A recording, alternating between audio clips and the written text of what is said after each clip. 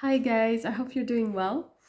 I wanted to share this little video about how to nurture faith in your life and being able to see the signs, to feel supported by the universe, by life, by that energy that is bigger than us. And yeah, I wanted to share maybe some tips and my experience, because that's a good example is sometimes better than a long talk. So um, yeah, I wanted to tell you that to feel supported and to have faith is the other name, the other way to talk about the same thing when we talk about the famous letting go, let go. When I am able to let go, that means that I stop being super really in control, controlling everything in my life, making plans, getting organized is something like we need steps. We need to have aims to achieve, etc. I do that too. But then again, when I make my plans, when I'm getting organized with my different steps, um, I do not forget that, first of all, life will have the last word. Um, I can plan, I can organize, but in the end, you know just as well as I do that if my destiny is to live things a little differently, or maybe not at all, or maybe with some delay, there's a good excuse for that. It's not by chance, you know. So yeah, I do not forget that when I plan things, that they could happen in a different way, at a different pace than what I had imagined. And by doing so, I allow myself to maybe not follow exactly the different steps, the plan, and to let the magic happen, to let the what we call the imprévu, the thing that's not planned, the unplanned things to happen, the unplanned encounter, um, whatever. It can take many different names and forms, but that's something that can be really great. For example, last year, I had been waiting for a shamanic initiation for a year. I was so excited because I was finally be able to live it, to go to it, and that was planned for October. And then maybe 1 or 2 weeks before the date of my going, the person who was supposed to welcome me tells me that there is something that she has to do. She has to deal with something that was unplanned, and that she cancels the initiation, and that she'll call me later when we can when we can get another date. Yes, I was disappointed a little, but because I had kept these 4 to 5 days for that particular event, I had all that time for myself. And being okay with the cancellation of that event allowed me to be at peace, to be calm within. And I was like, okay, how can I take this time for myself, for my mission, for whatever I want to do? It could have been taking time for myself, rest, read a book, see my friends, but it happened differently. And what happened is that I don't know, I followed my intuition. It was like, man, I really want to start giving a women's circle. Yeah, let's do that. And I started like thinking about that and writing the ideas, the themes that I wanted to talk about, to deal with in my women's circle. And then I created the visuals and the communication tools on Facebook and such. I think that's also during these 4 days that I created my website yeah, to let people know what I do if they want information and they don't have Facebook or anything. Yeah, and it was very rich. And I also created the sharing circle where women and men are welcome to talk about a theme, and we meditate, and I don't know, just we share some experience and some support to each other. And that worked very well. Like, people liked coming, and it was really great experiencing that with them. So that's an example. And like, for example, today I was supposed to give a women's circle, but it's not happening, obviously. And I'm here, like making this video for you. So that's fine. I mean, you never know how it's gonna happen in the end. You can only suggest that things go a certain way, but then life happens, and if you are meant to live that particular event, encounter, etc., it's gonna happen now or later. And if not, then that's just because life is telling you, well, there's something else that you should do or that you could do. So that's one way to remind yourself that yes, you are the creator, you have the power to make choices in your life.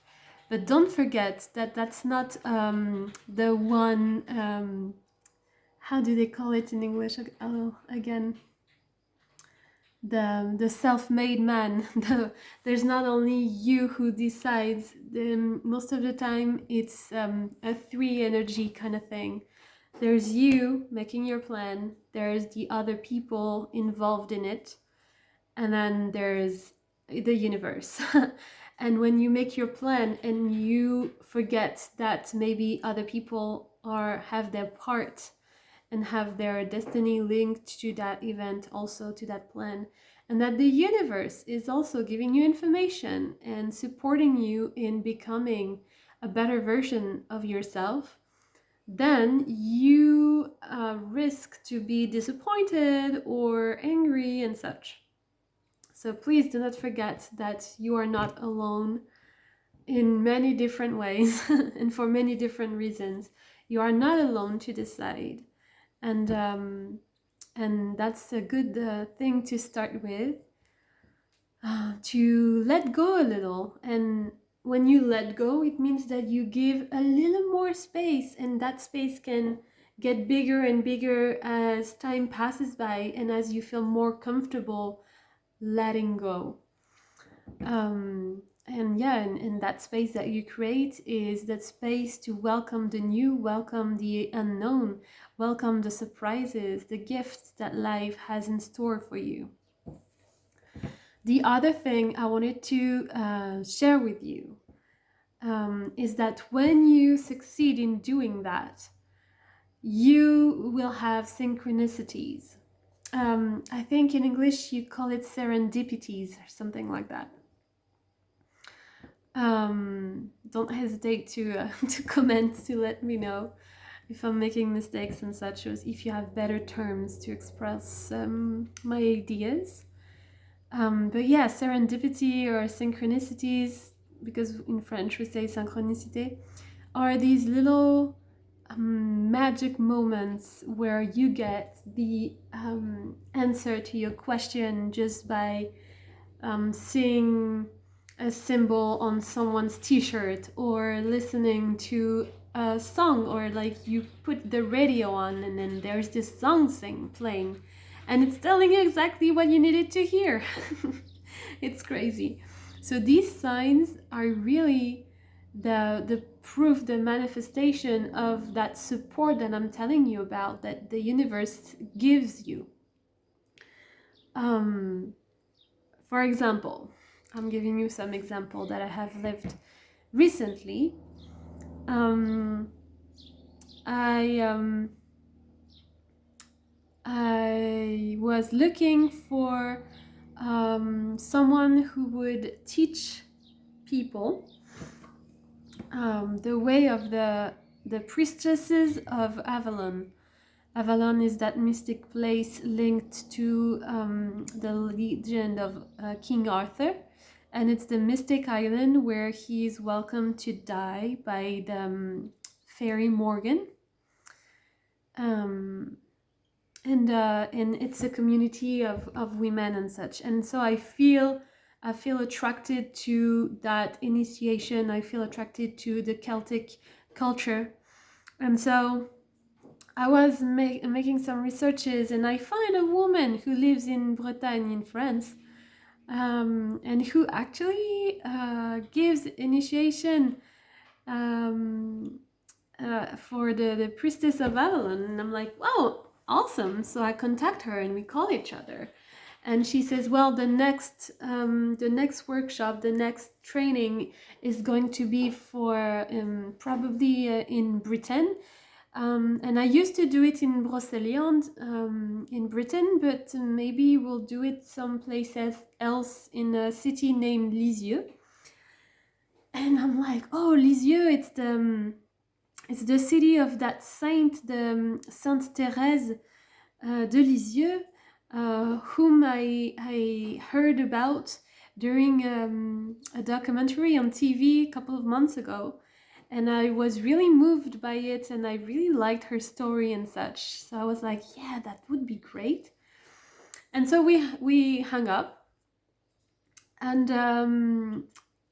maybe 1 hour or two after, I go on Instagram and I see a video promoting a new oracle named the Golden Scarab oracle. And so the person is showing the cards, and she picks one card, and it's the card named Lisieux. So wink, the universe is telling me, yes, Lisieux, yeah, that's good. So I'm like, okay, that's crazy. Today I see that video, and that's that card that comes to me. You want more? No problem.